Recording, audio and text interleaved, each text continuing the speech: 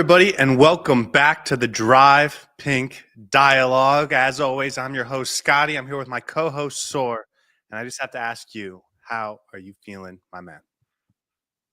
I'm feeling good. It feels like the holiday season is upon us, and it's always the time when you have the holiday parties and good food and snow. It's also a time when you have to do a lot of work before you head out for the holidays. I am quite tired with all the work that I have to do, but it's always a pleasure to sit down and discuss into Miami with you, my friend Scotty. So I'm in a good space. How are you? I feel very similarly, but I also know that having these conversations with you and the chat always gives me new energy and new life. So I feel like over the course of the next hour, I'm going to gain a ton of energy and a ton of enjoyment with everything that's going on. So thank you for being with me. On today's episode, there is a lot to talk about.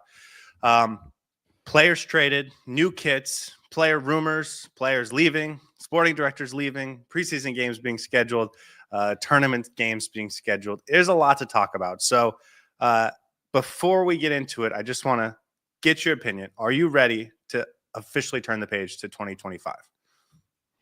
No, not really. I don't think I'll be ready until we kick that first ball when we have that first game in 2025. It just feels like everything's coming to a head, and there's a lot to happen beforehand, right? Like as you mentioned, there's so much going on with our sporting director leaving, new kits being announced, transfer window opening up. But I think I'll officially be ready once Inter Miami announces that first starting 11 and you and I sit in front of the camera and discuss the pre-game show. But before that, I don't think I'll truly be ready. I know you had a different answer in mind, so. Well, I'm ready because we Okay, did good. our top 10 moments of 2024 last episode on Thursday. I encourage you guys to check it out. But now I'm officially ready to turn the page. Let's talk about some transfer rumors. Let's talk about upcoming schedule. And let's start with something fun, and that is kits. And I'm a big fan of kits. And so for me, these are always fun to see. I don't know how much I love this in particular kit, but it was announced last Thursday. Inter Miami is going with the Fortitude kit, and this is what it looks like. It is available now if you want to get it for Christmas. How you feeling about it? This is the new road kit. They're moving on from La Noche, and this is what we're getting. It's sort of black with a dark gray, lighter shade of black, sort of half and half mix. How do you feel about it? I like the previous one better. It's nice. It's really good. But I just think the La Noche kit was quite good in terms of the details that you had in it, and the material felt like it was a proper football jersey. You mentioned that the replica edition might be slightly different from what we'd see in the final version, but it seems like the final version is exactly the same without much detail. So it's nice. It's nothing earth-shattering. It's a nice kit to have, and I'm sure when we wear this and play with it, it's going to look really good on the pitch. But I like the La Noche kits a little bit better than this. That being said, I'll probably get it anyways. Yeah, it does feel like Inter Miami went really detailed with its sort of symbolism and just a little more flowery. The La Palmas, the La Noche, the heartbeat with the little heartbeat logo on the armband. Those are really nice touches that made me really enjoy those kits. This one feels like it doesn't have that. We've only gotten a couple of pictures of Messi wearing it, so we'll see. Maybe there's something hidden that's a surprise for when we open it. I will say I already got one. Do you want to take any guess about which player I got on the back? So I know you already have an Ian Frey kit. I know you obviously have a Messi kit. I'm not sure if you have a Suarez kit. I'm going to guess either Suarez or Yannick Bright. I got Yannick Bright. And then it's about an hour after I got it, I thought to myself, I am a little scared that he's going to change his jersey number to a low number early on in the season, or this offseason. So mate. I think I may have jumped the gun on that one. I also realized that a lot of the players that I would have enjoyed getting have left the team and aren't available. I would have loved to have gotten a Diego Gomez jersey. And so when this new pink one comes out, and we'll talk about that in a minute, I'm curious about when I'm looking at the list of players who I want to get, because it's running low on like my favorite players. And so I'm curious. You know what? When you don't have a favorite player to look out for or a jersey to get for, that just means there's somebody who's going to stand out next season and going to become your new favorite player very soon. So that's another exciting prospect that I'm looking forward to. And listen, we're going to talk about some names that might be coming to Inter Miami. So maybe that's an exciting name to get before the season even starts. Before we move on from this kit, though, I want to say we've only seen some renders of Messi wearing it. I feel like this is one of those kits that when they put it on and play a game with it, it's going to look really good. And I'm going to wait to see if I want to get this one before they wear it. So I think this is going to grow on us. Maybe. I think this is like a solid 7.5 out of 10. Yeah. And like, listen, when the Heartbeat kit first came out, I saw the cuffs or the collars, and I was like, I don't like that at all. And then it just grew on me. So it felt really early, like a 4, but it grew into a fan favorite and one of my favorites. This one feels like a 7.5. That's going to just be a 7.5. But you know, that is what it is sometimes. And I'll be honest, if Inter Miami gets into the routine of coming up with new kits every year, then I'm fine with that. It's only when you're only going to have the same kit for 2 years that I really want it to be something special. Okay, well, speaking of kits, here's what the other one is supposed to look like. This is from Footy Headlines. It's a rendering of what the home kit is supposed to look like. I know they just got a new home kit this past year, but because of Messi, because of jersey sales, they're going with a new kit already. 3 new kits this year, actually. They're going to get a new alternate kit as well. This is the first time we've seen this rendering in a complete way. How are you feeling about the home kit, if this is what it ends up being?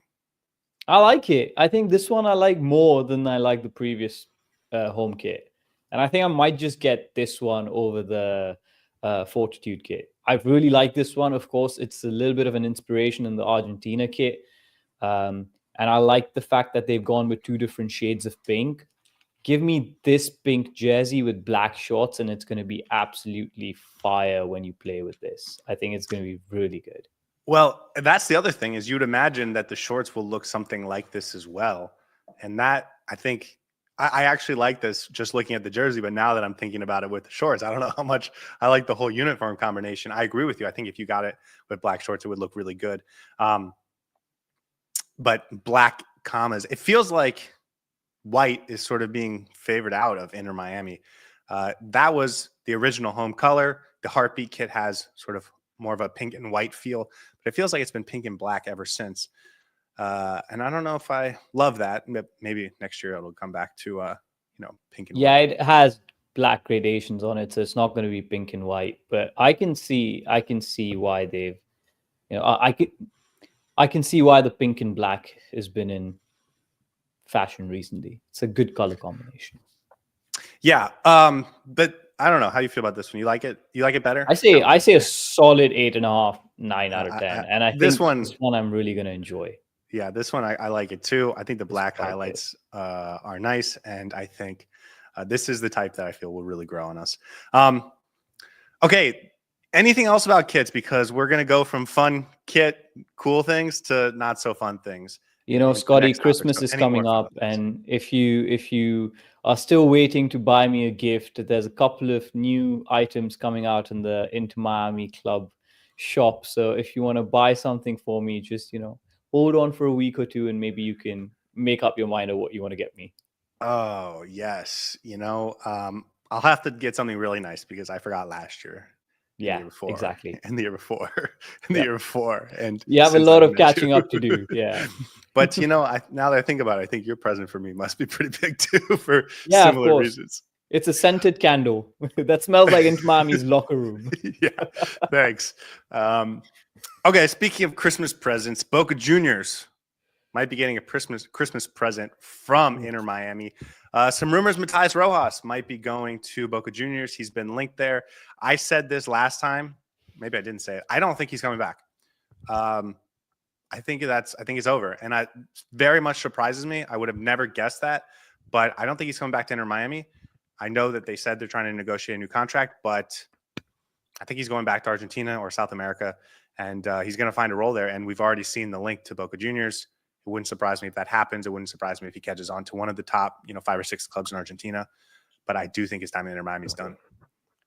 As days pass by and we don't get the decision on Matias Rozas, my understanding is that he is potentially gone. I don't think he's going to come back. We got the roster decisions almost a week later.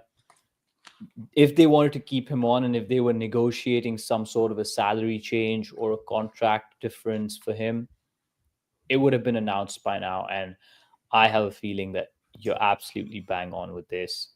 He is potentially gone, which is very, very sad. And as you said, a little bit surprising as well, because I thought he'd be a utility player to have on the bench and he can really add something to the team. He is a valuable asset off the bench. He can do some fantastic, magical work off his left foot.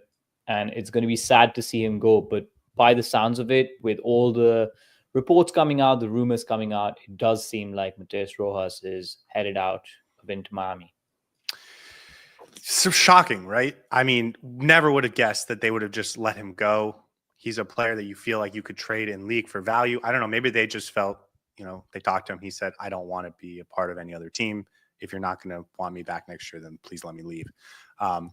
So yeah, I don't know. We don't know what the internal dynamics are. And again, it's not shocking that we're not keeping him on the roster. It's shocking that we're not even using him as a trade chip, because this is a player that would fit in any other MLS team and absolutely be a starter for them. So that in itself is a little bit shocking. And yeah, we could have easily kept him on and used him in the January transfer window as some sort of a bargaining chip, and that would have been fine. That would have been perfectly fine. But we don't know what the internal dynamics are. We don't know what the conversations happening behind the scenes are. And I'm surprised that no other team from the MLS is looking for him, because he's proven that he can be a valuable asset in this league. Yeah. Also, they could have sold him to a club in, South America, right? It didn't just have to be an in-league move. It could have been a transfer fee. And again, there's advantages to that if you're in Miami, because you would have been able to convert that money to allocation money. So just a very surprising move. And it feels like it's gonna leave, man. Okay. Speaking of players leaving, let's talk about Chris Henderson, and let's settle on this for a little while, because he is so underappreciated by people that don't know the MLS and people that didn't follow this club closely until Messi came. And that's fine. But I think we shouldn't let him go underappreciated. He has officially left Inter Miami to join Atlanta. Obviously, we've been talking about how this is likely to happen for the last year. His contract didn't even get extended last year. He was just working, it seemed like, on a month-to-month basis. He was the guy. Him and Phil Neville were like the two faces of Inter Miami at one point. And even when a year ago we were signing players, they were doing their contract pictures with Chris Henderson. Then all of a sudden, that's not happening anymore. All of a sudden, new players are signing with their contract extensions with Sanyehi. We obviously bring in a Barcelona executive, also with experience at Barcelona and Zaragoza. This is the guy that built this roster from a numbers and MLS roster rule standpoint. And people in the chat are talking about how Sanyehi, doesn't know anything about the MLS, might break MLS rules, which wouldn't be out of character for Inter Miami, considering our short history. So any, departing words for Chris Henderson before we talk about how this really affects Miami? Yeah, first of all, a big thank you. I think, as you said, a very underrated aspect of Inter Miami's growth over the last couple of years. My question to you is, are you happy with how Inter Miami has treated him over the last few months? Just also how they've kept the fans in a little bit of dark in terms of what Chris Henderson's role is or what it's developing into. And listen, I completely understand running a club is also a business, and you don't owe the fans any explanation about, what the backroom roles are, what the executive director roles are. But it just seems very unceremonious in the way that he has departed out of the club. One day, Jorge Mas is saying Chris Henderson is still part of this club, and then 2 weeks later, he's basically gone. You nailed it. He has been an integral part in creating this roster the way it has been. We suffered through the ban as well. We suffered through some issues of making sure the roster is compliant. He had to live with that. Last year with Messi and the big four coming in, he had to pivot a lot of Inter Miami strategy and create a roster around them in a manner that benefits and gets the best out of this team. I know the rhetoric that's been peddled out right now is that, Tata Martino was the one who created the made the major changes in this roster and molded the roster in a way that it was supposed to for Messi and co. And Chris Henderson's hands were mostly tied, and he was pushed into the back end once Tata Martino and Messi came out. But I'm not sure that's the case. I think the reason Inter Miami was able to have so much wiggle room last year and was able to construct this roster in such a creative and deadly manner, because let's be honest, we had the best depth that the league has ever seen in the last few years. And a big reason for that was Chris Henderson. He knew exactly how to maneuver the mechanisms that MLS throws at you. He knew exactly what changes to make. He knew exactly what levers to pull. And I thought that was a big part of why we had a successful season last season. And I'm very worried about what Inter Miami is going to be over the next 2-3 months, and whether we're going to be able to deal with the with MLS roster rules, and if anybody is left with enough experience to actually be able to construct a roster that doesn't end up in some sort of trouble. Yeah. Tata Martino, I think, and obviously Messi brought his friends, but Tata Martino, I think, is responsible for identifying guys like Diego Gomez and Tota Aviles and Julian Gressel and some of these guys. But the only reason we were able to bring all those guys together is because of how Chris Henderson managed this roster from a financial standpoint, flexibility standpoint, ability to pivot on a dime, so that when we had a coach identify a player, we actually had the freedom and ability to go get that player. He also negotiated a lot of loan deals that I don't think a lot of other teams would have been able to get. So getting David Martinez on a loan, Telu Wigan on a 2-year loan, Matias Rozas on a 1-year deal and being able to opt out of that. All of that happens because Chris Henderson was able to convince these guys to structure their contracts in certain ways that gave this team and this roster a lot of flexibility.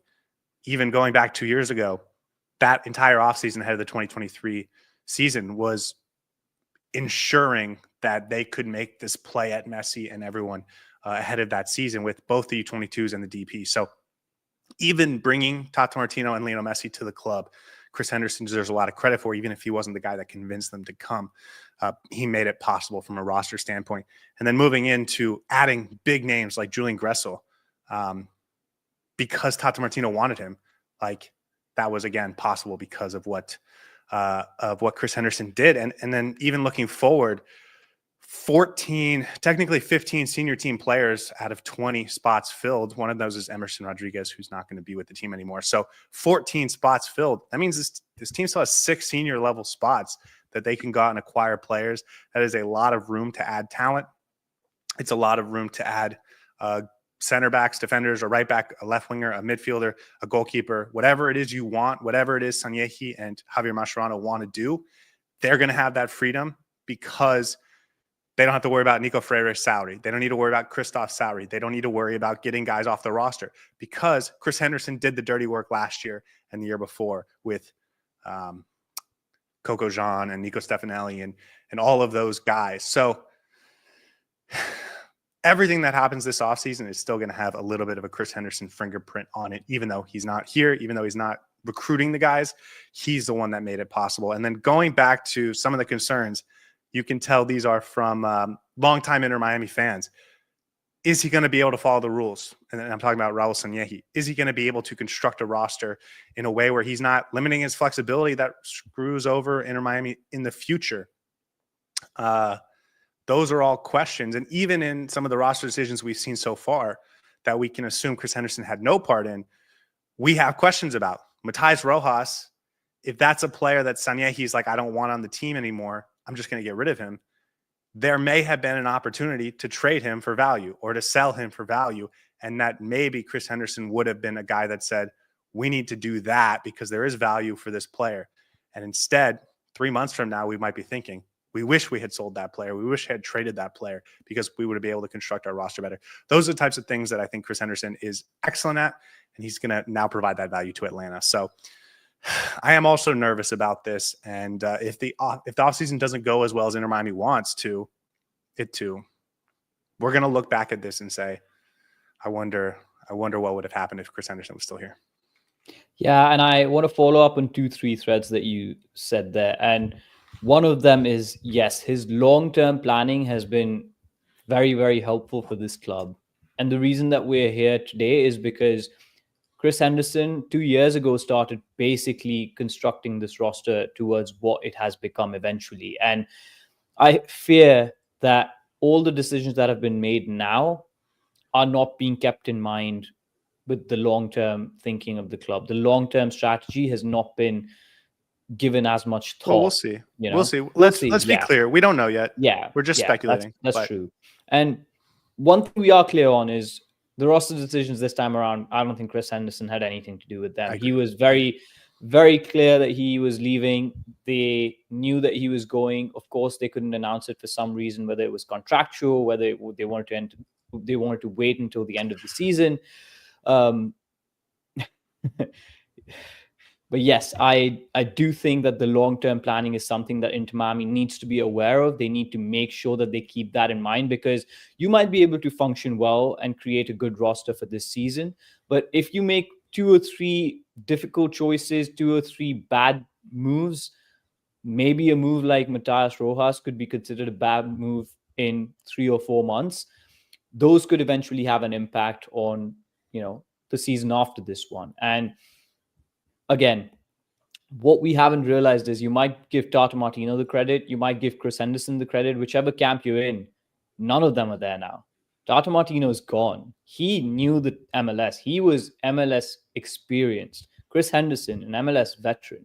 Now we have 2 major decision makers in this club with Raul Sanyehi and Javier Mascherano, who both don't have that level of MLS experience. And it is going to take some time for them to get used to it, to understand how it works. There are going to be some teething issues. So we should potentially expect some short-sightedness from them, and it could eventually have an impact on the club's structure over the next couple of seasons. But I'm hoping that this time around they're able to pull the right levers and get the right results, because the worst case scenario would be them thinking, oh, we have plenty of space and we're going to be able to get all these good players, but then very quickly realizing after getting 2 or 3 acquisitions that we're not able to get some of the first choice players that we have in a lot of the positions because how the roster rules work in the MLS. And then Inter Miami having to compromise with the 3rd choice or 4th choice players that we have on the list. So there's a lot of nervousness. There's a lot of concerns about this. Again, a big thank you to Chris Henderson for what he's done for this club, and good luck with Atlanta. I'm sure every time we play Atlanta, we won't be considering Chris Henderson a friend, but all of us here will be keeping him in mind whenever we think of Inter Miami's season of 2023-2024. They've been beating us up lately, haven't they? They stole our playoffs and they stole our general manager. Just for the record, Inter Miami does get a 2nd-round pick as compensation for losing the executive. I also want to say there is still room for Chris Henderson's impact to have a real role on Inter Miami and shaped Inter Miami's identity to this point. I don't know for sure, but I would imagine, based on some of Tata Martino's comments over the past year, that he wasn't particularly involved in the super draft process. And I do wonder how much credit we give to Chris Henderson for Yannick Bright and Leo Afonso. And then beyond that, and this, to be more seriously, he did very much sign a bunch of our young players that didn't always feel like the first team coach was leading the initiative on that. So guys like Noah Allen, maybe not Noah Allen, but certainly some of the young guys, Santi Morales, Tyler Hall, Israel Boatwright, those guys felt a lot like Chris Henderson decisions. And so we'll see what type of impact they have moving forward, but there's still fingerprints of Chris Henderson's reign on this roster. You ready to move on to our next topic? And that is the goalkeeper conversation. And here's the perfect transition. One of the things Chris Henderson did well early on in his tenure was sign 2nd-team players that could be impactful at Inter Miami.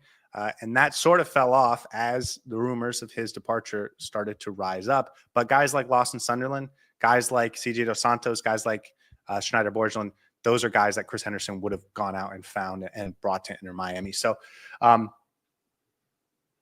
of those guys, CJ Dos Santos, was just traded to San Diego FC last week for $100,000 in GAM. We're going to need allocation money, so it was good to get that. But he was also our backup goalkeeper, a young prospect that some people have speculated could be a future starting goalkeeper for either Inter Miami or someone in the MLS. He's no longer with the team. Good with his footwork. I'm not convinced he had incredible athleticism to be a shot stopper, but he's now gone. Hopefully he has success and can win the starting job at San Diego. I'm not convinced that's going to happen. I think he's probably coming in to be backup, but he is young. And we've seen with guys like John McCartney, you can develop into an MLS Cup winning goalkeeper coming out of the Inter Miami doldrums. But Dos Santos gone. Cole Jensen, who was our number 3 goalkeeper for much of the last 2 years, gone. We did not re-sign him. And so now all we have is one lonely goalkeeper in our goalkeeper room, and that is Drake Callender. We're getting a new goalkeeping room, new goalkeeping coach, and it feels like they're trying to reset some things because we're also hearing some rumors about potential goalkeeper signing that they want to bring in. How are you feeling about this position right now? Yeah, it felt like we were okay in the goalkeeper position. And every time we talked about how we want the roster to play out next season, at least for you and me, the goalkeeper wasn't as much of a concern. I know a lot of our viewers, a lot of Inter Miami fans want an upgrade in Drake Callender, but I certainly believe that he is good enough at this point in time, and we need to upgrade other positions. So goalkeeper shouldn't be one of those. But the way this has been playing out, we basically lost 2 backup goalkeepers. Cole Jensen gone, CJ Dos Santos gone. Drake Callender is the only one left. I won't be surprised if he's gone as well. Okay, and let's hold off on Drake. Entire... Let's hold off on Drake for a second. They need a backup goalkeeper. They need a second string goalkeeper because it's not going to be Drake. If Drake is not the number 1, he's not going to be on the team anymore. He's too valuable. He's cost too much money. That's not going to be the case. So who is your backup? I know we talked about Matias Rozas getting that designation that they're still negotiating, but thinking he's probably gone. I assume the same is true about Oscar Scotty, but he actually might be a guy that you could see coming back if it's really cheap. And this feels like exactly the type of situation that we're concerned with guys that aren't used to the MLS. You do have to get international roster slots for everyone. It is not a good use of an international roster slot for a backup goalkeeper, but all of a sudden you don't have a backup goalkeeper that's American or otherwise. Starry's played 1 game for us. 1 game.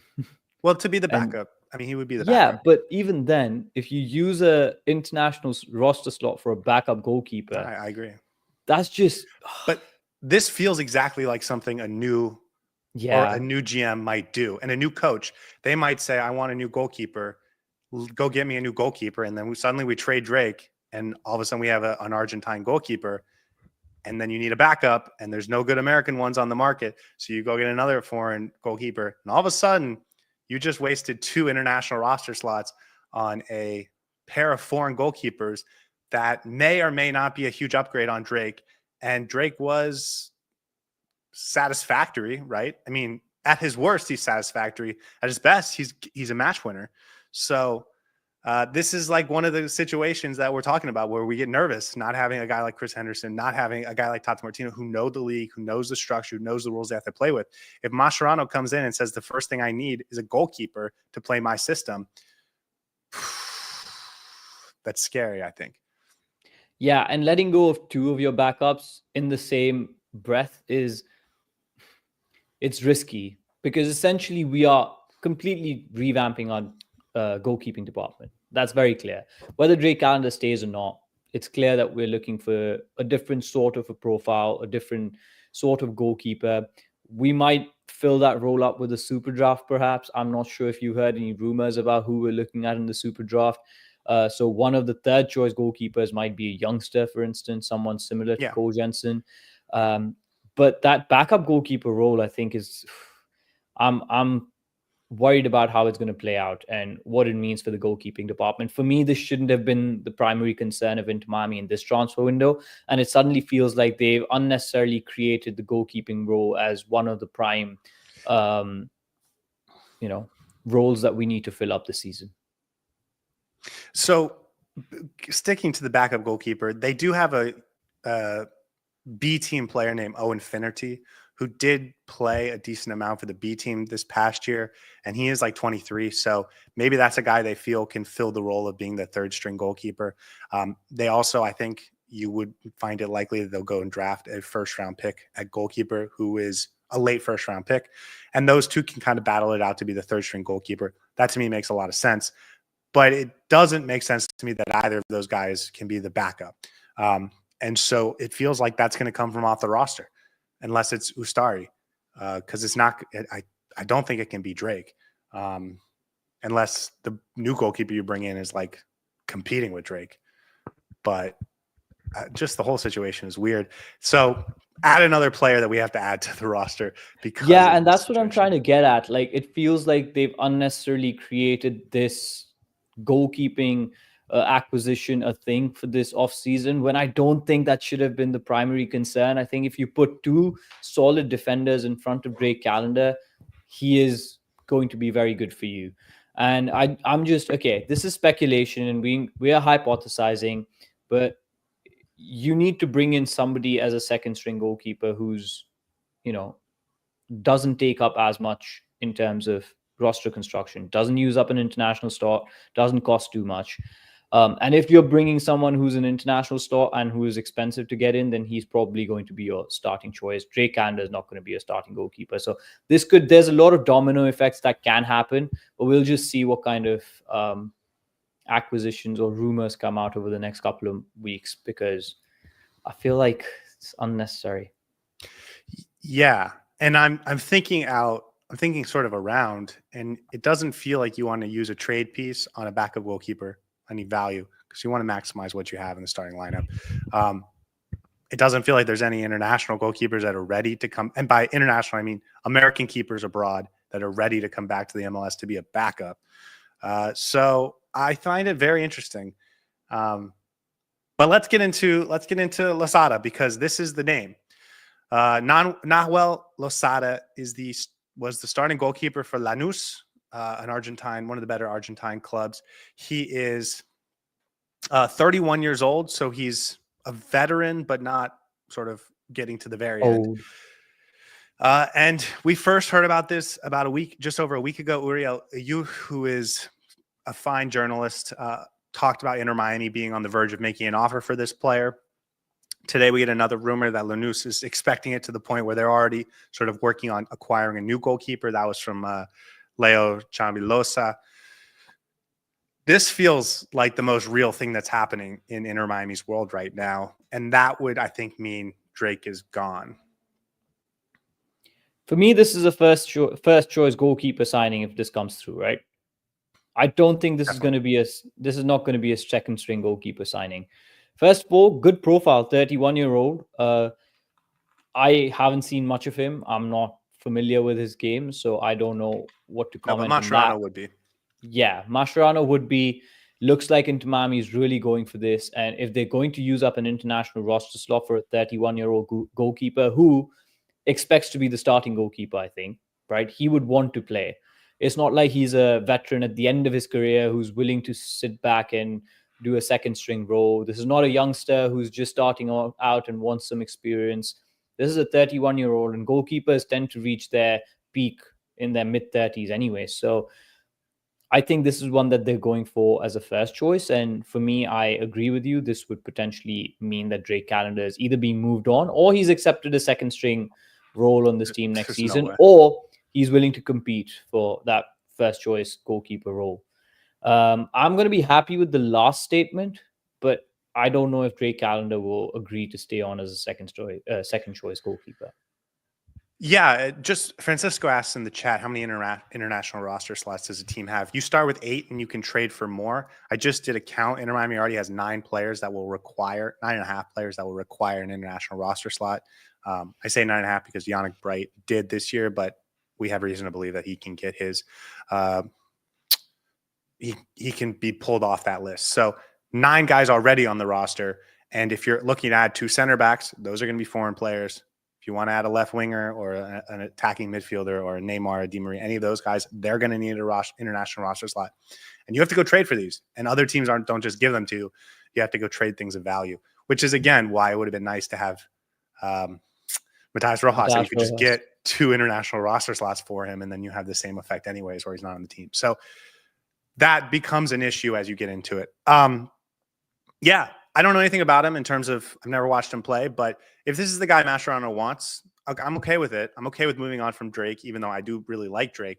But if you feel like you need a different goalkeeper, fine, go get him. I hate it if you're bringing in a goalkeeper just to say I'm putting my stamp on the team, because I do think Drake is a captain in the locker room and a guy that Inter Miami fans can really connect with.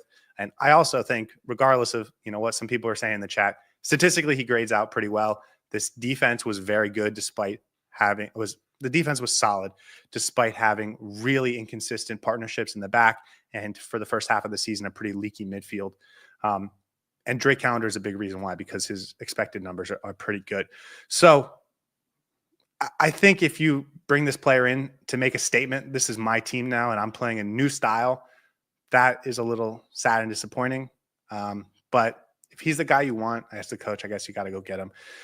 If you go in and bring him pay a $3 million transfer fee and pay him $1 million a year, that would be very disappointing, because I find it difficult to think he's going to be that big of an upgrade on Drake. But it is what it is, I guess. And if it doesn't work out, there's no excuses. He has to work out. He has to be a real upgrade. Yeah, for sure. I think if you're actually going out and seeking a first choice goalkeeper and you're, let's be honest, undermining a valuable locker room piece with Drake Callender and potentially selling him on, this needs to be an upgrade, right? This is going to be a very scrutinized position next season if Drake Callender leaves and if we bring in a new goalkeeper. So it's not going to be easy for whoever comes in. And this is all a lot of speculation, but it's going to be clear very soon. And I have a feeling that we might be right about this one. Yeah, no, this is the one that feels really real right now. And he's the right profile of a guy that they would get, right? And listen, they went out and got Nick Marsman a couple years ago. That was another guy that was supposed to come in and lock down that position. And he was okay. He was fine. And he got beat out by Drake Callender. And so it would really suck to have a guy that comes in and is okay and fine, and you lose Drake Callender because of it. Let's talk about another one that may be real. We only heard about this once, but he's maybe the type of profile that could fit, and that's Marc Bartra of Real Betis in La Liga, 33, Argentinian. He's the type of guy that you could talk yourself into being really excited about, because he's got high-level experience. He's not a superstar that's only coming to hang out with his friends, but he is coming to sort of compete at a high level for one of the best teams in the continent. How are you feeling about this one? This one excites me a little bit, because I feel like this is the kind of defender signing that we need, because we don't just need one centre-back signing. We need a couple, or maybe even three. And if you go and fill that one centre-back signing with a superstar player, there's a risk that the other two that you get on the highest level quality. Marc Bartra, from what I know of him, is played for Barcelona. I have a feeling Raul Sanllehi is familiar with him. He had a very spicy challenge in Pedri, I think, last week. And is a decent player. He plays well. I think he's good. He's going to be a good piece for Inter Miami in that centre-back role, potentially better than any player we've had last season. Again, I don't want to have that European bias and say he's immediately going to be an upgrade on everything we have, but I do have a feeling that he'll fit in really well with the culture that Inter Miami has, with his background, his experience, and his European pedigree. And I'm thinking that translates well into the MLS, because he's had experience playing in Barcelona as well. He knows what that club is about. He knows what Messi is about, and he'll be able to bring in that culture into Miami. In terms of his playing style, I'm not too familiar, and I'll have to do my research into it before I comment knowledgeably on him. But in what I've seen in terms of little snippets, he looks decent. He looks good, and I am happy with this kind of a signing, depending on how much we pay for him and how much we get him in for. Yeah, he doesn't play every game. He's maybe about 50% of the time, so he's a rotation piece. You would imagine he's a guy for them. For Real Betis. Imagine he's a guy that you could get in January. If this is a guy for next summer, I don't like that at all. But it has to work, right? It's if you're gonna make a signing like that, it kind of has to work. And I would much prefer a guy that's 25 if we're going to the European round, we're going to pay $3 million or $2 million for a guy. I'd much rather get a player that didn't have Spanish national team caps, that is on the decline of his career and is playing less. And by the way, before he went back to Real Betis, he was in Turkey. So it's not like he's at the height of his powers anymore. But I see so many veterans come to the MLS and not work out, even though they're good players, right? Olivier Giroud, I think, is the most recent example, who is a much more talented player at his peak than Bartra is. So it doesn't necessarily work out. You have to have the athleticism. And so, again, this is like one of those examples of a player that Mascherano might be convinced is right, and Sanyehi might have this connection to. And then they come and they take up a lot of money, and if they don't work out, you're stuck with them. Just makes me nervous, but I guess that's going to be every signing I have. Yeah, I think the centre-back role is slightly different in terms of how we judge them in the MLS. With Giroud and some of the other veterans that come into the MLS, you tend to judge them on their goals, assists, and, goal contributions, essentially. With defenders, it's slightly different. And you're right, athleticism is important. He needs to be able to, perform at a high level. Physicality in the MLS is very underrated and undervalued. So if you think you're coming in and you don't have to be as physical as the La Liga, that's not the case. There are some really big, strong strikers in the MLS right now, especially. And Inter Miami has to deal with them when we play a lot of these teams. So there is definitely a downside to this signing. We'll see how it plays out. At this point in time, I don't want to be too pessimistic. So it excites me, and I want to see how they acquire this piece, right? You don't want to overpay for him. You don't want to overcommit to him. And I think there's room to go a little bit more in this position, like get a slightly better player. But if this is like our first choice center back, then I'm going to be concerned. And then I'm going to be like, okay, maybe there is, ifs and buts to this. But can I ask you a question? Going back to the summer and last offseason, when we signed David Martinez, for example, in the summer, didn't you just have like a lot of confidence it was just going to work because you trusted Tata Martino and you trusted Chris Henderson to get it right? Because I did, at least. I felt like they know that they know what they're doing. They have done this before. They have proven it at Inter Miami that they bring in quality players. And now I feel like I have no idea. And so maybe I'm just feeling extra pessimistic about all these players. And that just concerns me in itself. I would love to see them bring in a 22-year-old or a 19-year-old. Like, that would get me excited. But some of these veterans being brought in by guys that have never been in this league before, that makes me kind of nervous. But I am more positive than negative at this point in time about this signing. And I think it's going to depend on how the transfer window develops. Again, this should not be the only centre-back signing that we go for. So I'm hoping there's more to this story. We'll see how it proceeds. Let's get to some more fun ones, but maybe less realistic. Let's start with Kevin De Bruyne. Man City falling apart as we speak. We're watching it unfold before our eyes. Kevin De Bruyne not under contract. The Mirror reported that Inter Miami is going to make De Bruyne the number one target for them. They do have a DP spot available, so they could sign a player like this. He is an attacking midfielder with the athleticism to play deeper. How you feeling about De Bruyne? Would be fun. It would be fun. If De Bruyne somehow, whatever miracle Raul Sanllehi pulls, manages to join into Miami, we're winning the lot. We're winning everything. As much as I hate Man City with every single fiber of my being, he is a phenomenal player, probably the best midfielder in modern day Premier League. He's achieved everything, done everything there is to do in world football, except win the World Cup. His only bad record is with the Belgian national team. And perhaps there's question marks about his fitness, but he is so good in that midfield. And it's like having another Messi, man. His passing range is just beyond exceptional. And for anyone who watches the Premier League day in and day out, knows that this is a player who I wouldn't be worried for a second that coming into the MLS would have difficulty with adapting. I think especially in Inter Miami, this for me would be the ideal fit. If this happens, which I don't think is going to, this is like a 1% chance. If this happens, this would be my signing for the season.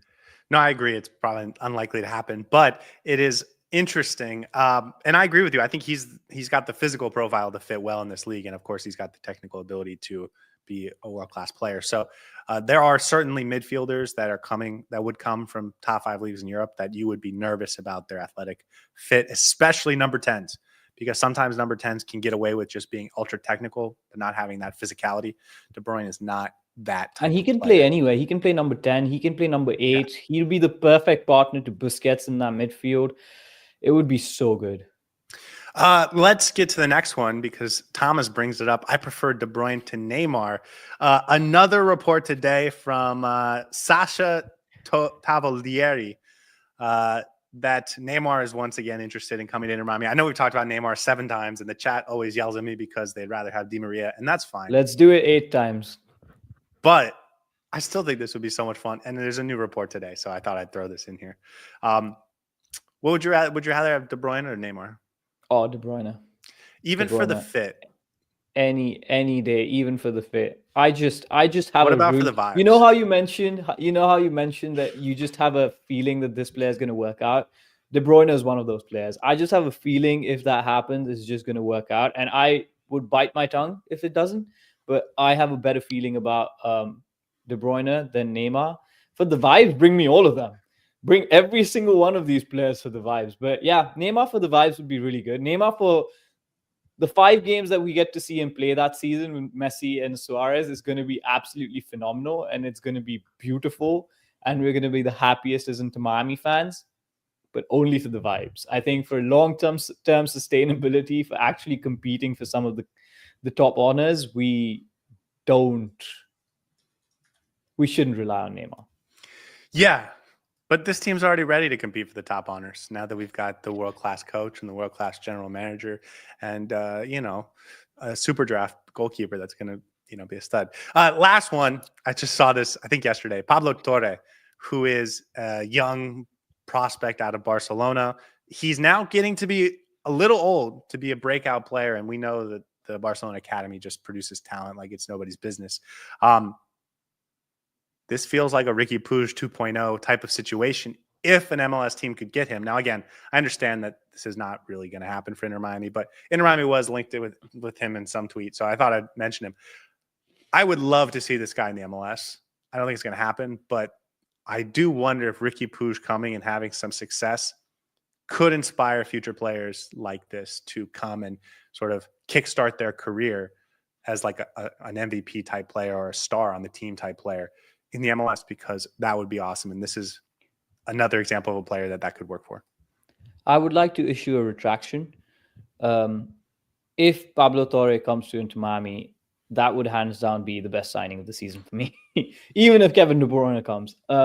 This is exactly the kind of player I want. Young, hungry, coming from a Barcelona pedigree, has a lot of talent to show, unproven, but still in that midfield with someone like a Sergio Busquets next to him, with Lionel Messi in front of him, with Luis Suarez to feed into. There's so much prospects there, and I would really enjoy that signing. This would be something very exciting for me just because of the possibilities that he has as a player. And we just know the pedigree that Barcelona Academy produces. It would be fantastic to have him. Fantastic. Thomas says maybe Pablo Torre can come on a loan. Yeah. You know what could make sense? If he went to LA Galaxy on a loan and was their star number 10 until the summer when Ricky Puig recovers from his ACL injury. And then he just handed it right back to Puig after he goes to, he goes back to Barcelona in the summer. That would be fun. Again, I just want to see him in the MLS. I don't think the Inter Miami connections are real. Okay, let's keep it moving because we're slow to the pace. We still got a lot to talk about. A few more preseason games put on the schedule officially. January 18th versus Club America. That was announced. That's going to be at Allegiant Stadium in Las Vegas. This is going to be the first game of the preseason. That's a fun one, I think. Last year, we started it with El Salvador. We played a very low-key game against FC Dallas at the Cotton Bowl. Very boring way to start the season. This year, under the lights in Las Vegas against potentially the most historic club in North America. It's going to be a road game because they're certainly going to sell out. Vegas always goes well for Mexican teams. Comes out strong. But fun way to start the preseason. Yeah, and I think it's the fun. Fun is the right word to use because this is the first game of the preseason. We're not going to see too much of the technicality. I think players are still going to be rusty, coming back from their off season. It's just going to be a fun, exciting game.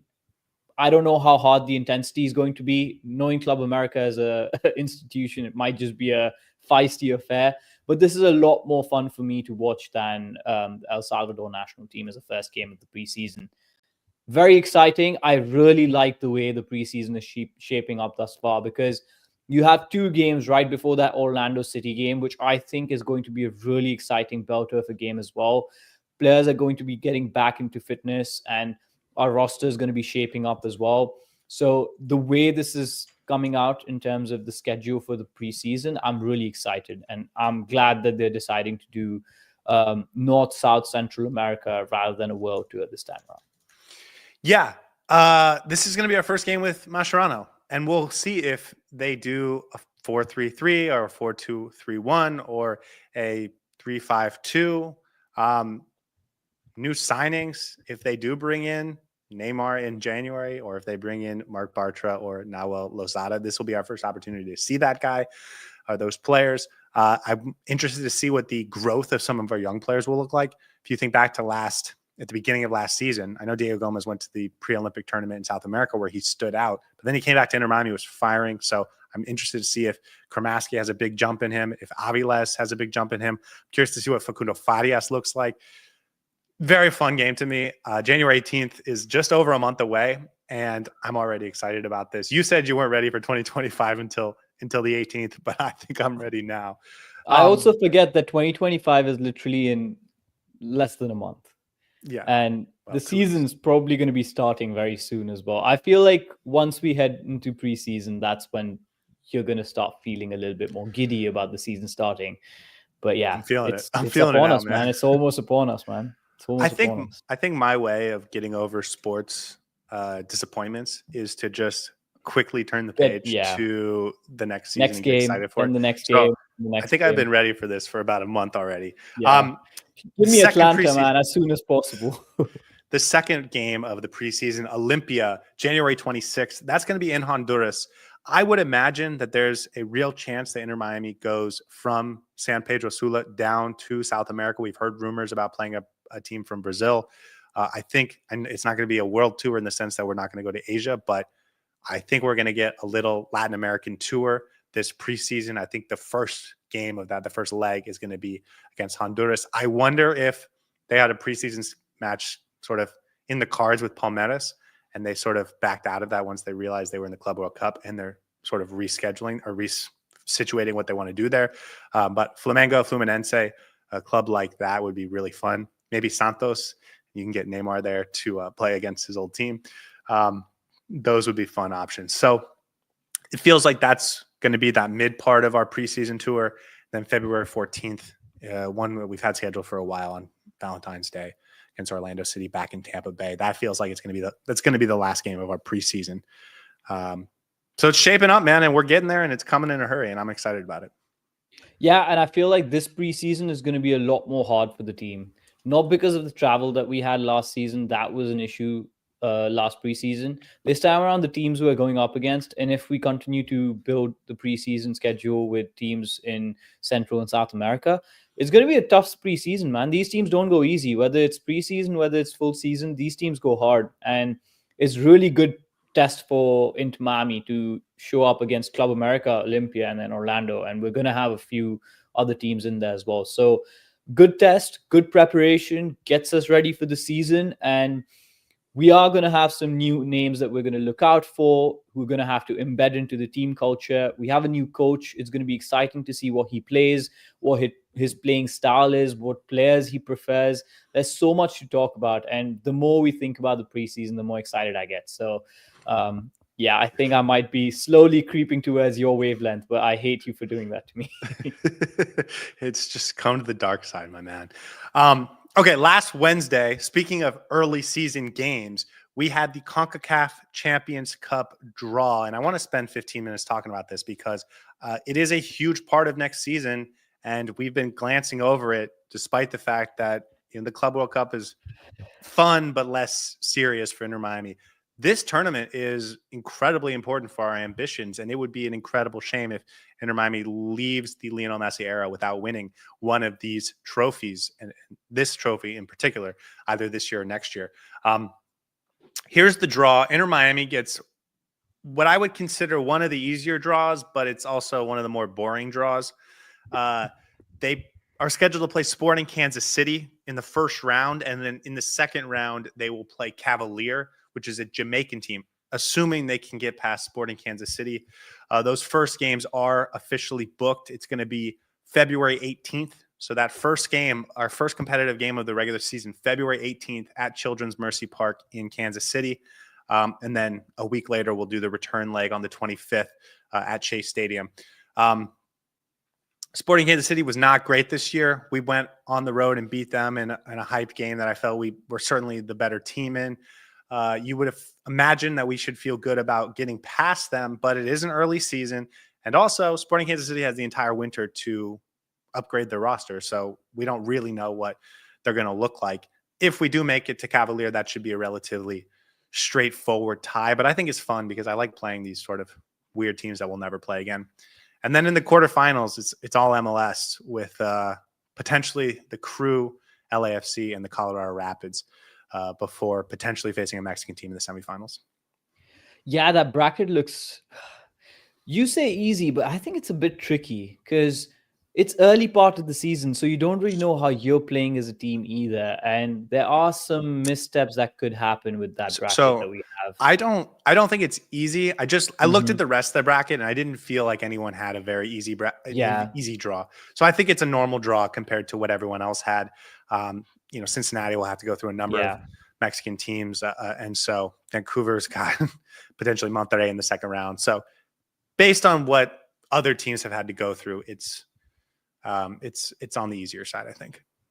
Yeah, and last season we didn't play the first round, so it almost felt like we missed a big chunk of this tournament. That's the biggest tripwire. The fact that it's going to be early season, we don't know how this team is going to shape up. I'm hoping we're not going to get too many major injuries at this time.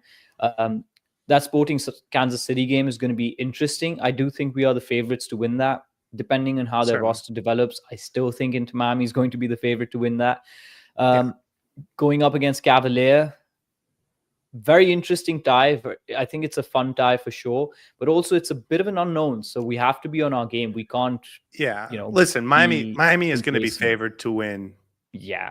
8-1 on aggregate. That is true. So overall, given that this is what the hand's been dealt to us, I'm happy with it. I think this is a fun, exciting bracket. Playing Columbus in that third round is going to be wild if we get to do it. But I'd rather beat the best to get to the final, right? LAFC as well. So it'll be very, very interesting. But let's take it game by game. First game's against Kansas City, and it's 4 days after the Orlando City preseason game. So maybe we don't put out the best side in that final preseason game. Maybe we do half and half. But come February 18th, we need to be prepared to beat Kansas City, which I think we will be. That Colorado Rapids, I mean, that is tough for them. They have to play LAFC in the first round, Columbus in the second round, Inter Miami in the third round, Monterrey in the semifinals. So when I say we got an easy draw, I mean by comparison to a Colorado Rapids.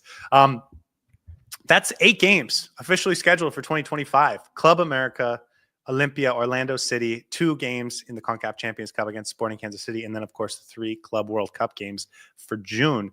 This is like a fun start. There's one other thing I wanted to bring up. The CONCACAF rankings came out post MLS Cup, and here's the top 10. It's the Columbus Crew at number 1. Monterrey is 3rd. LAFC is 6th.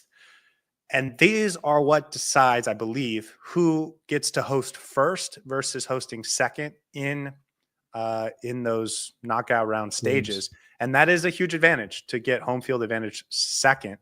And Inter Miami didn't get a great draw there. In the quarterfinals, Columbus and LAFC, both teams that would have that over Inter Miami, and then Monterrey in the semifinals, who is probably the favorite to come out of that part of the bracket. So they might have to do a home first and away second for much of this tournament if they go deep. They'll obviously get to be at home second for the first 2 rounds. But if they, assuming they keep winning, that didn't really line up in their favor like maybe some of the other spots in this bracket could have. Yeah, I think the biggest thing is, regardless of where you're at after preseason, you have to be locked in. This is a tournament where one slip up can cost you the exact, the entire cup. So, got to be locked in from the get go. And I'm hoping Inter Miami has its roster well settled by the time this game comes along, or at least by the time the Columbus/LAFC game comes along, because I don't want to be in a position where David Ruiz is getting a red card and costing us the two legs. It's going to be very, very difficult to go through that again. I think that we're going to play Columbus Crew to start the season in MLS play at home. And that will give us an idea of what this team will look like a couple weeks later if we play them in the 2 months later in the CONCACAF Champions Cup. So it will not be a foreign team to us like it was this year when we played them for the Supporter Shield matchup. That was the first time that we had our best 11 with Messi and Suarez versus their best 11. And we kind of didn't know what to expect going into that game. We were worried that Tata was going to just rest his best players because he wasn't worried about a midweek game. Certainly that didn't come to pass. But as far as this tournament, we'll hopefully have that understanding already so we can plan accordingly. And then defensive center back, great player, Javier Mascherano, you would imagine is going to be more focused on defense, which I think will help us in these types of tournaments.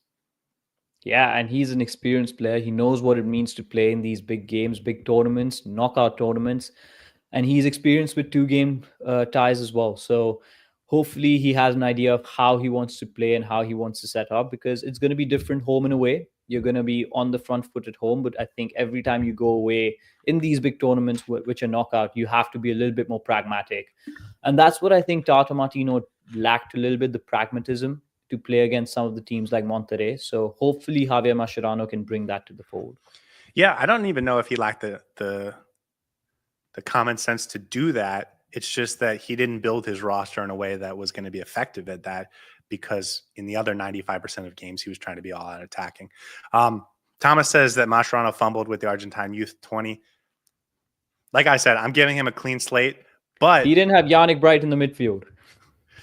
But he did have Federico Redondo, though. And he did have probably Kremaski available. How important is this tournament, though? I mean, in your head. Oh, this is the one. This is the one. This is the one that got away. This is the one that got away last season. I want this tournament. I want to win this cup. It's the UCL of our side of the world. So we want to win this as much as we can. This is the first trophy that you can compete for. And that means it's the first trophy that you can get. So for me, this is the most important, at least at this point in time. For the next 10 months, right, up until October 2025, this is the one that matters most. I know people want to see us do well in the Club World Cup, and that's fun and everything. But, it doesn't matter where you finish, if you finish in the Supporter Shield lead or if you come in third in the East or whatever. Like, this is a tournament that actually results matter. And we judge Tata Martino on trophies, where we have to judge Mascherano the same way. And this is a big one, especially going into year 2 of Messi being in this tournament. You want to have a better showing. I think winning this tournament is like the expectation, right? Imperative, or like the standard, even if it's not 100% the expectation. Okay, last thing I wanted to talk about is the Leagues Cup.